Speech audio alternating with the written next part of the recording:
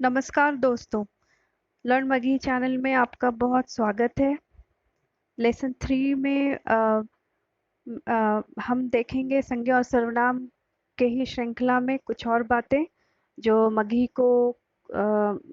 के लिए, मगी भाषा के लिए विशेष है। अ, शुरू करते हैं संज्ञा से। तो मैं यहाँ पे व्याकरण का डिटेल में नहीं बता रही हूँ, लेकिन फिर भी एक संज्ञा के बारे में हम सभी जानते हैं कि किसी भी व्यक्ति का नाम हो या स्थान का या पदार्थ का, तो उसको हम संज्ञा बोलते हैं अगर उसको संबोधित किया जा रहा है नाम से तो। और ये मोटे तौर पे दो तरह के होते हैं, पदार्थवाचक और भाववाचक। पदार्थवाचक हो गया जिसको हम छू सकते हैं, देख सकते हैं, जिसको हम फील कर सकते हैं, महसूस कर सकते हैं। और ये फिर इसके दो भेद हैं। पहला हो गया जातिवाचक, जो किसी व्यक्ति को या स्थान को या वस्तु को ही किसी एक तरह के रहे तो उनको एक चीज संज्ञा से संबोधित कर दिया गया। जैसे कि औरत है, अगर कोई औरत जा रही है, उसका विशेष नाम नहीं, कुछ नहीं, लेकिन वो एक औरत है तो औरत एक हो गया जातिवाचक संज्ञा। गाय बैल, ये एक उनके जाति को बताता है, वो क्या है। और वही व्यक्तिवाचक हम ले लें तो ये उसका नाम, उसी को विशेष तौर पे हम उसको संबोधित करेंगे। जैसे अगर उस आदमी का नाम राम है तो यहाँ पे राम जा रहा है, तो राम हो गया आपका व्यक्तिवाचक संज्ञा, है ना। तो इसके बहुत सारे रूप देखा था हमने पिछले लेसन 2 में। जैसे अगर लोहा लोहा लोहवा कर सकते हैं, बैल बैलवा बैलवा, है ना। तो ये हो गया आपका व्यक्तिवाचक संज्ञा। और वहीं अब भाववाचक संज्ञा में जो होता है वो किसी का गुण को संबोधित कर रहे हैं, किसी अवगुण भाव, या फिर उस किस अवस्था में है, तो इसमें हो गया आपका भाववाचक संज्ञा।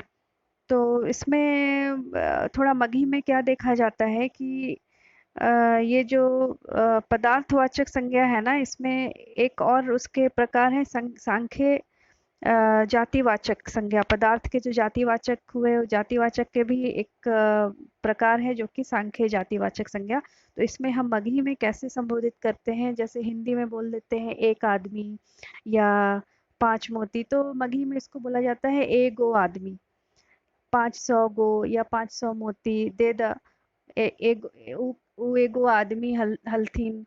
वो बो- तो यहाँ पे एगो क्या हो गया, वो सांख्य जातिवाचक संज्ञा हो गया। 500 गो, 1000 गो ईंटा। ईंटा माने ईंट जो हम बोलते हैं। तो ये एक मुझे बताना था। और दूसरा है जो भाववाचक संज्ञा में भी थोड़ा हमको अलग तरीके का मगही में मिल जाता है। जैसे अगर हिंदी में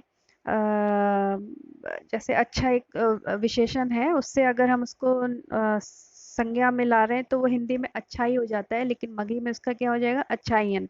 तो बुरा का बुराई, बुराइयन। तो ये जो अच्छाइयन बुराइयन, ये क्या है ना, कैसे अ, अलग है, मैं वो सब आपके सामने बस आपको डिफरेंस बता रही हूँ। अ, अच्छायन को कैसे यूज करेंगे, जैसे अच्छायन केकरो से छुपल ना जाहे, या अच्छायन की कोई सीमा ना हुआ है, बुरायन के भी कोई सीमा ना हुआ है। तो ये क्या हो गया आपका भाववाचक संज्ञा का एक एग्जाम्पल। थेथरई, थेथर थेथर मने कि कितना भी उसको समझा लो बुझा लो, वो ना बदलेगा। तो थेथरई, थेथरई भी एक भाववाचक संज्ञा है। और ये मुझे लगता है कि बिहार में ही ये जो शब्द है इसका यूज होता है। अ, फिर सुनना, जैसे किसी क्रिया से अगर संज्ञा बन रहा है तो जैसे हिंदी में सुनी सुनाई बातों पे विश्वास नहीं करते, तो मगही में कैसे बोलेंगे, सुनल सुनावल पे विश्वास ना करे के चाहिए। तो ये जो है सुनल सुनावल, तो ये भी एक संज्ञा ही है, ये एक संज्ञा का रूप है मगही के लिए। मगही भाषा में जैसे बोलते हैं, ठीक है। और बाकी सब ऑलमोस्ट सेम है हिंदी हिंदी के बाकी जो संज्ञा के प्रकार हैं और मगही में। तो ये एक हो गया। और फिर इसके साथ में और भी कुछ मैं जो शब्द होते हैं मगही में पाए जाते हैं वो भी मैं आपके सामने कुछ लिस्ट की हूँ, वो भी आपको बताना चाहूँगी। बहुत काम आता है ये सारे शब्द। अगर आप इन शब्दों का इस्तेमाल करेंगे तो एक अपनापन लगेगा, जिनसे आप बात कर रहे हैं उनको भी अच्छा लगेगा और आपको भी अच्छा लगेगा। जैसे कि अगर हिंदी में अन्य कोई, तो उसका अन्य कोई मतलब कि किसी और के बारे में हम बात कर रहे हैं कि और अन्य कोई, तो उसका है मगही में क्या है, दोसर तेसर। मतलब कि और दोसर तेसर जगह पे जा सके ही, और दूसरे जगह पे और अन्य कोई जगह पे भी हम जा सकते हैं, घूम सकते हैं, तो घूम सके ही और दोसर तेसर जगह पे। तो ऐसे इस्तेमाल हो जाता है। बादल जैसा मैंने बताया था, ल करा हो जाता है तो बादर या बदरी भी बोलते हैं। घटा, घटा बादल छाया रहता है तो बादल छाया रहता है तो घटा किया हुआ है, घटा कैल है। तो ऐसे बोलते हैं। शून्य, जीरो को सुन्ना बोलते हैं मगही में। बड़ा प्यारा शब्द है ये सब। तेज करना, मतलब जो तेज करना क्या, यहाँ पे शार्प करना, जैसे चाकू को तेज किया जाता है तो उसके लिए हम पजाना बोलेंगे। चाकू जरा पजा देवा, पजा देवा है ना। चाकू पजल रहा है तो कांटे में आराम मिले है। तो ये हो गया तेज करना, पजाना। अतिथि को हम पहुना बोलते हैं। पहुना, आयल, कोई पहुना आयल हथी, हथी क्या, कोई अतिथि आए हुए हैं क्या, ऐसे बोल सकते हैं। पहुना हमारे यहाँ सन इन लॉ को भी बोलते हैं, दामाद को भी। तो ये हो गया पहुना। फिर क्लास जैसे इंग्लिश शब्द है उससे लिया गया है। मगी भी अछूता नहीं रहा है इंग्लिश शब्दों से, लेकिन फिर उसको हम अपने ही रूप में ढाल लेते हैं। जैसे क्लास है तो क्लास। विद्यालय तो अब बहुत कम ही यूज होता है, तो उसके जगह पे स्कूल बोल देते हैं, जो इंग्लिश शब्द से लिया हुआ है, स्कूल। पत्थर को पत्थल, र यहाँ पे ल बन जाता है। तो ये कुछ शब्द हैं जो मैं आपके सामने लाना चाह रही थी, मालूम हो तो अच्छा रहता है। फिर और सर्वनाम में भी अ, जैसे होता है व्याकरण के अनुसार सर्वनाम। तो आप सभी जानते ही होंगे कि सर्वनाम, अगर हम किसी को संबोधित कर रहे हैं उसका नाम ना लेके उसके लिए कोई शब्द यूज हो रहा है, इस्तेमाल में हो रहा है, तो उसको हम सर्वनाम कहते हैं, प्रोनाउन कहते हैं। तो इसके भी मोटे तौर पे ये भी तीन चार तरह का होता है। जैसे पुरुषवाचक हो गया, निजवाचक, संबंधवाचक और प्रश्नवाचक। तो पुरुषवाचक में कौन से शब्द आते हैं, अगर किसी किसी के लिए इस्तेमाल होता है, संबोधित किया जाता है, या जो बोल रहा है उसके लिए होता है, या अन्य के लिए। तो इसके भी तीन प्रकार हैं, उत्तम, मध्यम और अन्य पुरुषवाचक सर्वनाम। तो मैं, हम के लिए, ये सब जो है पुरुषवाचक सर्वनाम, ये मैंने लेसन वन में बताया था।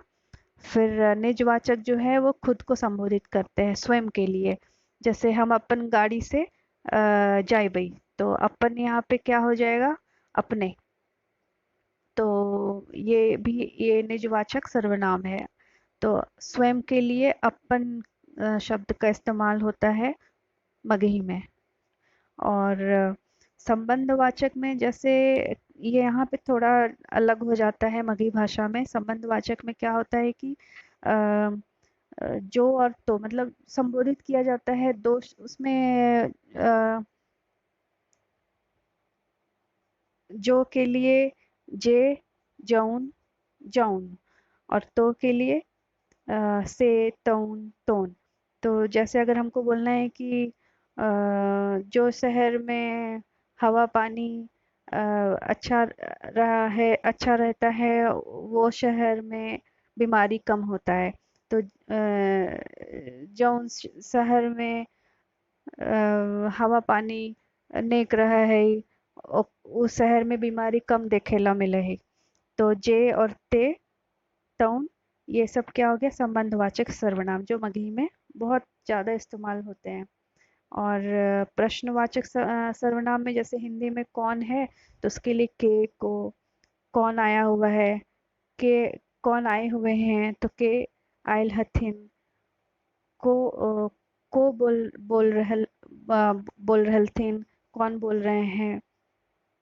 कोई के लिए केहू केहू कौनो, कौनो मतलब कोई है, तो कोई हथिन केहू हथिन, ऐसे करके जो क्रिया है ये सब आप धीरे धीरे, मैं आगे वीडियो डालूंगी तो उसमें आपको मिल जाएगा।